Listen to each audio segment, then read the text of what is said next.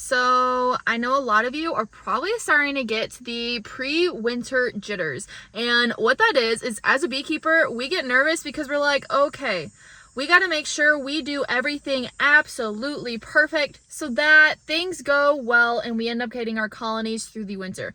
Well, first and foremost, you don't got to be perfect. I can promise you that, because there are many years that I honestly should have lost my colonies and I didn't. So hopefully that helps keep you a little bit more calm and at peace. But so I have a lot of questions that I have been asked, and a lot of questions that I've also asked myself over the last 4 years. And a lot of them really kind of helped me, and a lot of them really helped me become a better beekeeper and refine my whole overwintering process. So let's just get straight into it because there's a lot of questions. And the first thing is should you requeen in the fall time? I know there are certain circumstances where you may have to put a queen in a colony. Especially if, say, like they either swarmed or maybe their queen is not performing well and all of a sudden she's not laying eggs. But keep in mind that bees are supposed to slow down their laying pattern as you get closer to the end of the year. Right now it still should be up a little bit right now in September, just because we are on the goldenrod flow right now. So just keep that in mind looking forward for like October and November. They are going to slow down their laying pattern and everything. But it is possible that you could run into a circumstance where all of a sudden your bees decide that they want to swarm in October or November, and all of a sudden they don't have a queen, and you know that any queen that they then make will not be able to mate properly. So in that case, yes, you should requeen your colony, because that's kind of like the only thing you can do to help them make it through winter time. But if you have a good, strong queen and she's doing just fine, do not requeen this time of year, because I have noticed a trend with all of my hives that had a queen in them by at least August, that they were able to then produce all of the winter bees underneath that queen and make the whole entire hive in unison in terms of like their genetics from the queen and everything. I have noticed they seem to work in sync better. So what I'll notice is that they don't seem to go through as many food stores. They seem to form their cluster a little bit better and move around the colony. And they also seem to really help regulate like their laying pattern throughout the winter time as well. I have seen some colonies that it's like they never shut down their laying and they just keep blasting through it. It might be a genetic thing, I don't know. But they'll just keep blasting through laying, and then they use up all their food stores, even though they know they only had this many food stores, and then they end up collapsing and end up dying. Again, that could have just been the genetics, because it seems to be that every single bee is so different, and we still have so much to learn in terms of beekeeping. Like, I know I come on here and I say all these things, but like, even I have so much to learn. I'm not a bee, you're not a bee, none of us are bees. So we're never going to know what it is to be a bee unless we're a bee. So anyways, moral of the story, if you don't have to requeen this year, I definitely would not, at least this time of year. I would definitely wait until the springtime to do so. So only use it for emergency kind of like basis circumstances. And then my next question, should I leave a screen bottom board open? Now, Casey and I have both done experiments on both methods of this, and unfortunately, I really hate to say it, but it doesn't make a difference. Because we saw that in both having a screened bottom board and a solid bottom board, they still both made it through the winter. Now, I will mention some of the things I did notice though. So hives that had the screened bottom board on the hive, they did instantly form their cluster higher up in the hive. They completely ignored everything that was on the bottom, and they immediately went up into the center of the two boxes, and then they started moving their way up from there. So they left any honey that they had on the sides, and I'm thinking that's because it had all that cold air coming in. And also another thing to keep in mind is if you do have an upper entrance, it can form sort of like a chimney effect. So what's going to end up happening is they're going to have to work that much harder just to keep the brood nest warm, because they have that airflow, or that cold airflow coming in through the bottom and then coming through the whole entire hive and then out the top. But in terms of moisture, though, it really does help with moisture control in the wintertime, because that can be a really big thing for bees, because it's not the cold that kills bees, it's wet cold that kills bees. Just like if you were to go to Florida and it was 40 degrees outside and you're like, hey, that ain't bad at all, but then the humidity is like 90%, and you're like, oh wow, it is really cold. It chills you to your bones. The same thing happens with bees. And then the other thing that I did notice, especially with fall time, if you have any screened bottom boards on your hive, I noticed that the queen will not even go below the middle of the frame of that bottom box. She will just hang out in the top half of it and then the rest of the hive. I'm thinking, again, it's because there's too much airflow. And for here in Michigan, the fall time, we're not really humid here in the fall. We're supposed to usually be more humid in the summertime, but even this summer wasn't that humid. I don't know. The weather's just been crazy. So I've been hearing everywhere.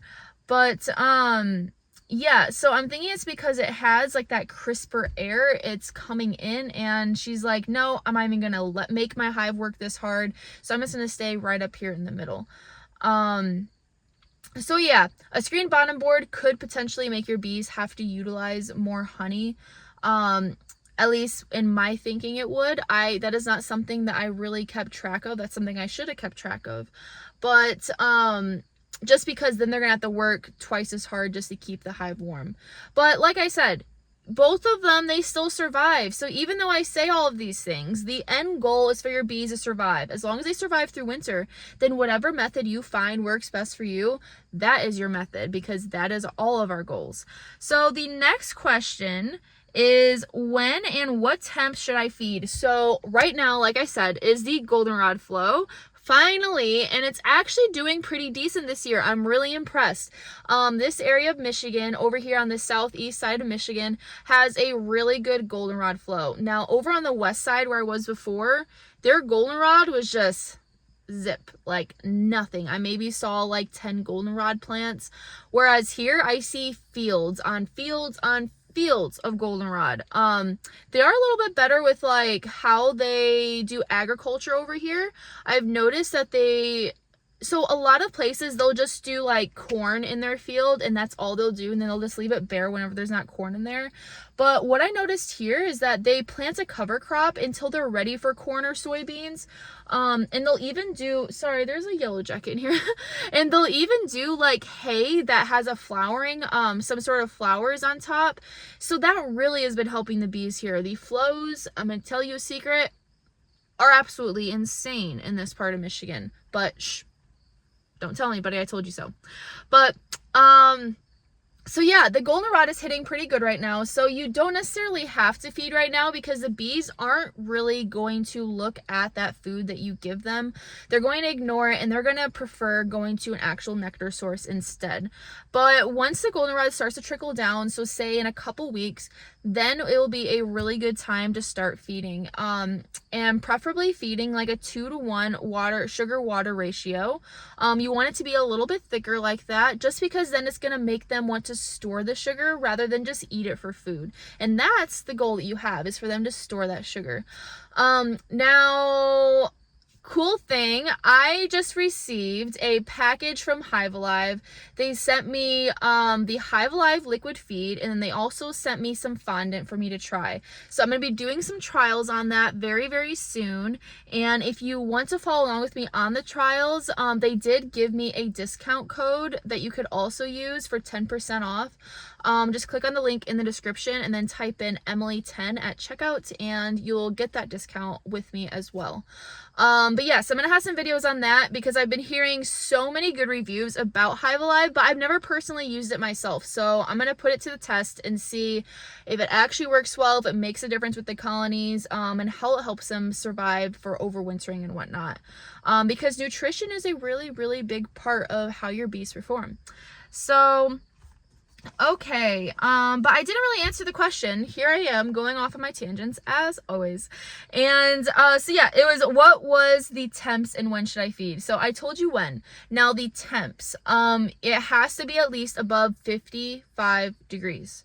Otherwise, they cannot ingest any of that sugar water because they're not able to then use the enzymes they use to transfer it into honey to be able to store it. So they can, to my understanding, store the sugar water directly into the comb.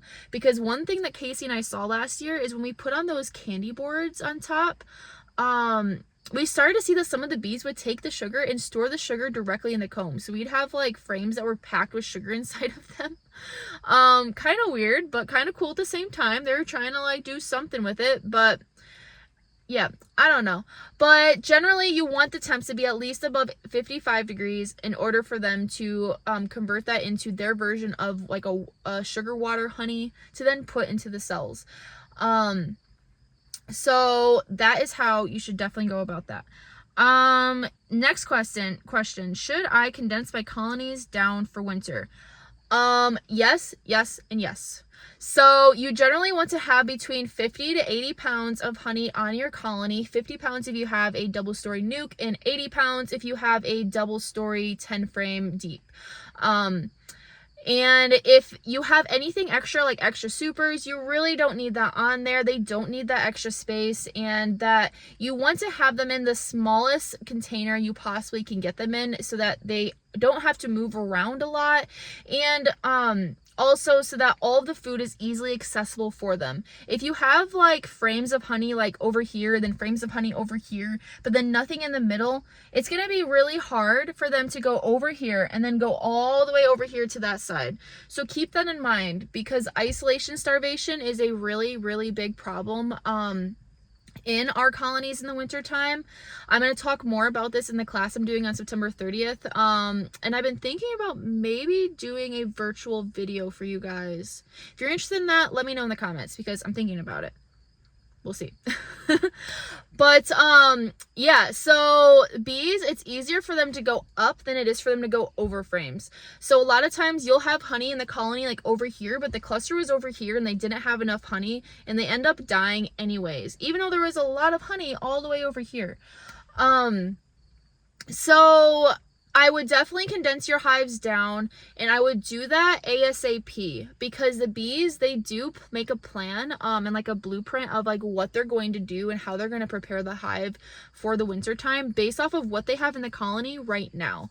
So if you were to wait until like October like I did last year, the bees are like, whoa, we were not preparing for you to give us more bees, and whoa, we were not preparing for you to move us into this tiny box and move all of our honey stores around, and now we don't know where anything is. So if you need to condense them down, I would definitely do that now. You can also combine weak colonies together. That is also something I did last year. If you need to boost up the numbers because the hive numbers are really low, or say they don't have enough honey, but if you were to combine them both, they would have enough honey combined together. You can also do that. You can just like put down a piece of newspaper on top of a deep, and then put the other deep on top of that.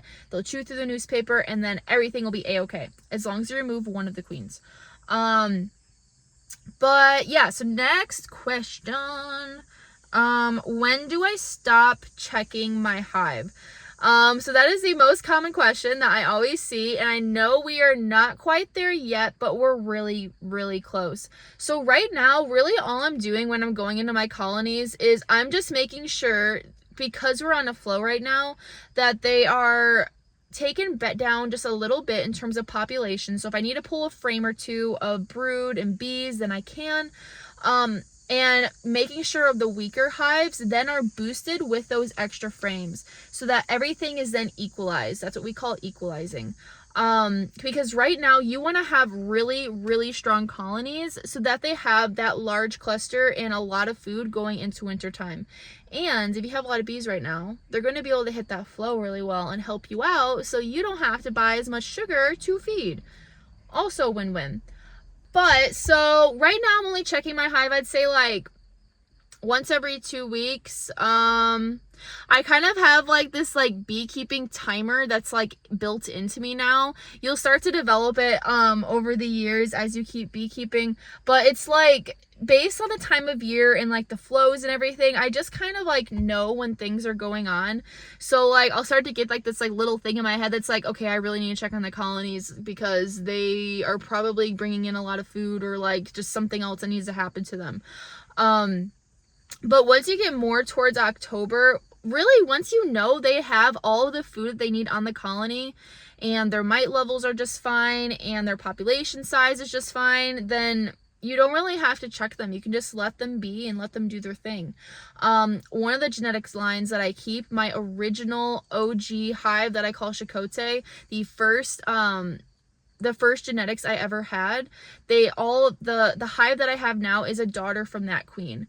And that hive in particular, one of the main reasons I've kept it is because it's one of those hives you can literally just chuck over there in the corner and forget about it.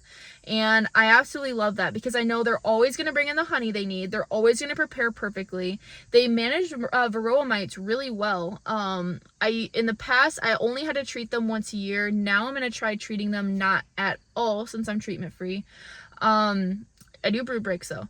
But yeah, so right around like the end of September, I can just close them up and never check on them again until March, and I know they'll be just a-okay. That was the one hive I had this last winter time that I mentioned that I had never even cracked it, not since October, and I did the same thing the year previous and the same thing the year previous to that. So those are the genetics of bees that you want. You don't want bees that you're going to have to like sit there and baby all the time and make sure they have enough sugar. Because there are some colonies that we do have to put sugar on sometimes. But that's one that I've never put sugar on. So that is exactly what you want. Okay. So can I treat for mites this late? Yes, if you have to, I would do it now. Do you want to though? No, you would have preferred to do it in August if at all possible. Just because the bees have already gone through their first round of making the winter bees. So the winter bees are already coming out of the cells. I'm already starting to feel those winter bee stings, and oh my gosh, do they hurt? They hurt so bad, and they leave little marks on you. Like I have one right here. It's so small on the camera, but like yeah. Those winter bees, they are mean. They don't like to be messed with, so they get kind of fussy, and their stings really show it.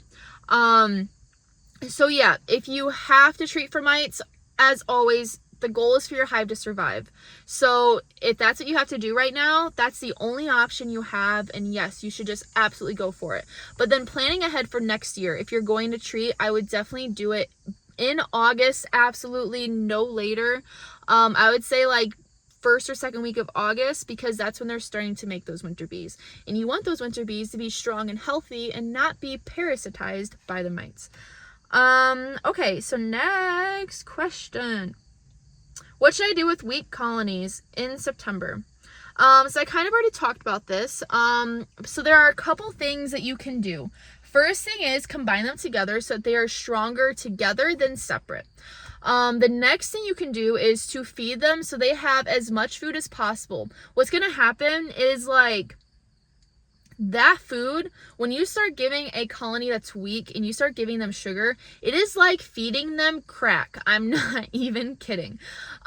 Because the hive, that's what they need in order to grow and get bigger. And that's why they are weak, because usually it's because they either, one, don't have a good enough queen, or two, they don't have enough food, so they're not able to produce enough bees in order to grow a bigger colony. But when you have a ton of honey and resources on there, they're able to use that and they start growing exponentially.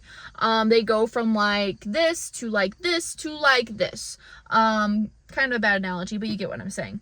So so if you have a weak colony, combine them, feed them, make sure their mite levels are low. And honestly, that's really all you can do. You can add in a brood frame from another strong colony to give them a little bit of like a bee bomb. They'll also give them a another boost because they're going to have more bees. But also remember, when you do that, you also need to make sure they have enough honey for that too, because it's not just the bees and not just the honey. Well, that didn't make sense, because They need the honey and the high amount of bees to, again, make more brood. You'll start to realize that all three of those really truly go together. In order to have a large colony, you need to already have a large amount of bees to feed a large amount of brood, which in order to feed a large amount of brood and a large amount of bees, you need a large amount of honey. A lot of larges there, but they all go hand in hand. If one of those things is off, then it throws the whole entire thing off. But if all three of those are going strong, then you're going to have a really strong colony. So the next question, should I leave extra boxes? Also kind of covered this, but this is another question I keep seeing everywhere. And like I said, condense things down to the smallest amount of space that they need, with only the amount of food that they need. You don't really need to put on extra. A lot of times I've noticed my colonies, if I have a double deep setup and that top deep is full of honey, they won't even go through half of it during the winter time. But it is helpful if they have it all there and they can move wherever they want to and use it during the springtime. If you have that extra honey, that will then make them build up crazy fast in the springtime because they have those extra stores to really push their limits, and they will do so. So it does help with that at least, but you don't need to have an absurd amount of honey on there. You don't need to have another super or a couple like extra mediums or anything like that. Just one extra deep on top. There's even some people, and I've also done this, that have overwintered with just a super of honey on top of a deep, and then throw a candy board on top of there just in case for safe measures. And you could even overwinter in just a single brood box, a single deep. I've also done that before. Only problem with that is it's harder for them to go over frames versus up. So you will have to make sure you're checking on them and that you put a candy board on top. Now, I'm sure there's going to be many people that will comment on this video and say, actually, hey, I have bees that I overwinter in a single deep, and I never had to check them once through the winter time. Well, they have their methods perfected perfectly. I've only overwintered in a single deep once, so I'm just going based off of what I had to do last year in order for them to make it through. So as I learn more, I'm going to keep tweaking it and sharing it with you guys, of course. But, and then for a double story nuke, that is my preferred way right now over overwintering in a single deep. This is what Casey's also amazing at. He overwinters all of his colonies in double story nukes. And the reason that I personally like this is, one, when bees are in a smaller space, they absolutely take off in the springtime because they've been condensed in this small space this whole time. So they're like, okay, we are going to be able to swarm. We're really close. All we got to do is just keep boosting up this hive a little bit, and then we are ready to send out our genetics. So it ramps them up a lot more. And on top of that, all of their food is right above them, so they can just move right up. Only downside is yes, some people are very nervous about them not being able to keep the hive warm. So you are going to have to have a large cluster, or I'd say like a medium-sized cluster in that nuke in order for them to make it. If you have a small cluster, really if you have a small cluster anywhere though, they're always going to struggle because it's going to be harder for them to keep the brood warm, and then it's going to be hard for them to build up because they don't have enough bees. So yeah. Next question. Already answered that, and that was how much food? 50 to 80 pounds. So there was a couple other questions that I did want to cover. Hold on one second, I have to pull them up. All right, had to change location so I could get on my laptop and pull up these questions. So the first question is from Big Arm 439. Is the foam board that you use for a top used year-round? Do bees chew through it? How thick is foam for Michigan temps? Do mice bother board on top? Thanks for all of your info, Central Indiana. So I found this method of using those insulation foam boards for a lid on top of your hive from Adrian Queenie. It's a very cost-effective way, and they work really good in my opinion. Now, I would not get less than 1 inch. The ones I have on there right now is good for summertime. They're only a 1/2 inch, but I am not going to overwinter in them. I actually have a sheet of it right here. As you can see, it's not very thick. I would prefer for it to be at minimum 3/4 of an inch, but preferably 1 inch. So we're gonna have to get some more and build them out. But okay, so some people do say that they notice that the bees do chew on it, but I've noticed that the bees may chew on it a little bit, but then they stop. And they just leave it be. And I think the reason for that is they're just trying to like clear out a little bit of space for them possibly. Because they like to make like little divots in it versus just keeping it completely flat. Now, I don't know. I'm not a bee, so I might be wrong about this. But like I said, I noticed that they start to chew on it and then they completely stop. So it's been just fine keeping the foam boards on them.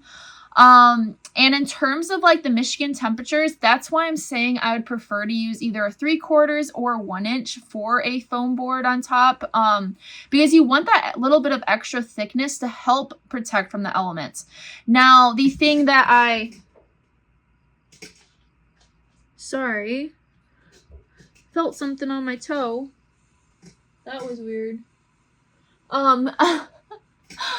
Now, one really cool thing that I have noticed that I like about them is they really sealed them down really, really good. Once you put that foam board on top, they build out a propolis that has it sealed perfectly. Like you can't even press on it. They have it sealed so perfect and airtight. So that is going to be really good for winter time just because there's not going to be any way that any of the elements come in unless you open up that top, unless you open it up. Then yes, they're gonna have to reseal it, and most of the time in the winter time they can't seal it. So yeah, now in terms of mice bothering it, I've never had any problems of mice bothering it. I've never had any animals like chew through it or anything like that. But I do prefer to always keep a brick on top of them, especially when I first apply them, just so that they have some extra weight just in case there's like a really big wind gust that comes by before they're able to seal it on there.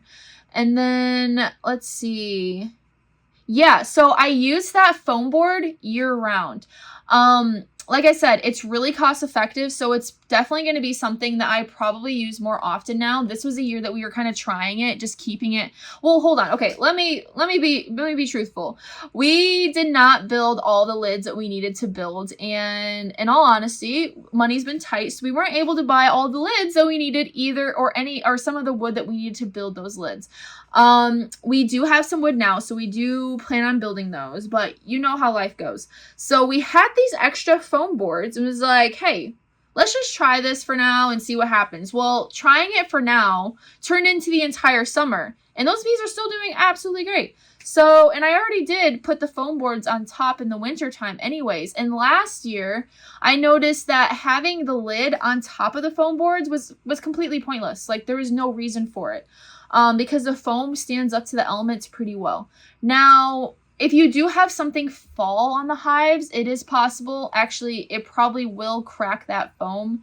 So if you're in a heavily wooded area, maybe it'd be a good idea to keep an extra lid on top of that. Just in case something falls on it. But then also something falls on it, it could just break the whole entire thing anyway. So that's just your choice. But okay, so the next question. Wayne Becker 7565. He has a question about how I was equalizing and some of my colonies, which I've talked about many times before, when I was adding frames of brood to weak colonies. And he asked, do you move bees and brood or just brood? So it depends on the colony. For the nucs that I was adding in frames of brood to, I didn't add in bees, and the reason for that is I would then have to add on a piece of newspaper and an extra box on top of that to combine them via newspaper. So that way, any of the bees I was adding on the frame that was not originally from that hive didn't go and then kill the queen.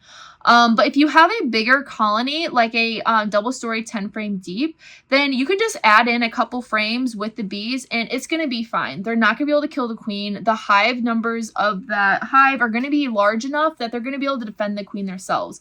But with nucs, I'm still a little bit cautious of really pushing that limit, just because I don't want the bees to go and kill the queen. So I generally shake off the bees. If there's like 20 bees on there, that's no big deal. That's fine. And then I will just throw it in there just like that. The theory is that when the hive numbers themselves are higher than the new bees you're adding in, at least substantially larger, then they're, like I said, they're going to be able to defend the queen that way. Now, there are some instances where I have just thrown in frames, but like I said, that's usually in like double story 10 frame deeps, not nucs. Okay. Another question from Wayne Becker 7565. If the bees are not taking the sugar syrup, should you take it away or leave it?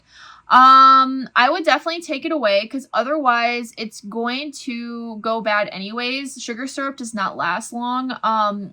If they don't take it down right away, then you shouldn't have it in the colony to begin with. And that's because right now they are on a flow. So like I talked about earlier, if they're on a flow, they're going to prefer the nectar source they're getting versus that sugar syrup that you put in the colony.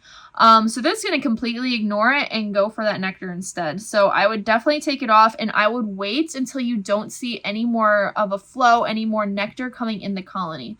Then at that point, they will really start taking that sugar syrup down. So saying probably about, like, depending on your location, around like 2 to 3 weeks, then you'll start seeing that they're not bringing anything in.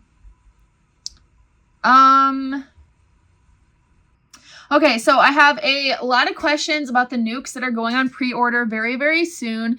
And I'm working on that on the website right now, so I'll keep you guys updated. I might have to delay it just 1 week because I'm having a little bit of problems with figuring out how to get the payment systems and everything up and running on the website. Keeping it like so bear with me. I am just now learning how to do this whole website thing. It was very complicated at first, but I'm starting to get the hang of it. So definitely go check out the website though. I've been adding on blog posts, some about varroa mites, some about like formic acid, some about my personal life, and just fun and fascinating things about bees and life and running and, you know, all that fun stuff. So definitely go check it out. But I will have more information about the nucs that are going on pre-order very, very soon. I'll keep you guys updated. They are going to be overwintered Michigan nucs. So they are going to be very limited. So if you are going to want one, I would definitely get on there and pre-order as soon as I post them live. So yeah, everything will be updated on the website. Go check that out.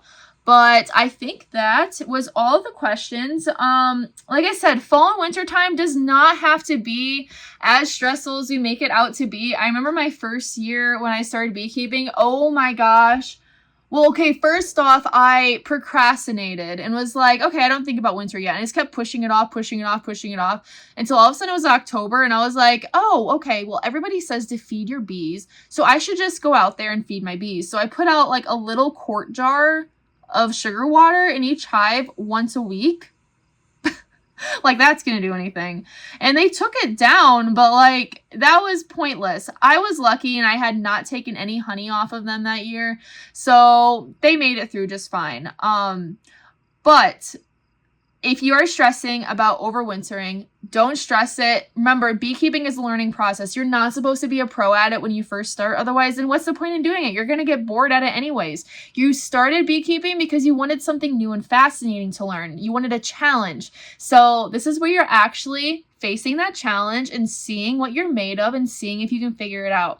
And say they do die, then hey, you learn something from it for next year that you can then apply and get better at. So in my eyes, that's still a win. So yeah, moral of the story, don't stress yourself out. Winter does not have to be that stressful. And say your bees do make it in the springtime. Oh my gosh, you are going to feel absolutely amazing. So look forward to that. But if you have any more questions, as always, leave them in the comments below and I will get to them and answer them in one of these videos, and you will be specially featured like I do on here. All right. Anyways, okay. I need to go get a snack or something. I will talk to you guys in the next one. Don't quit. Be fit.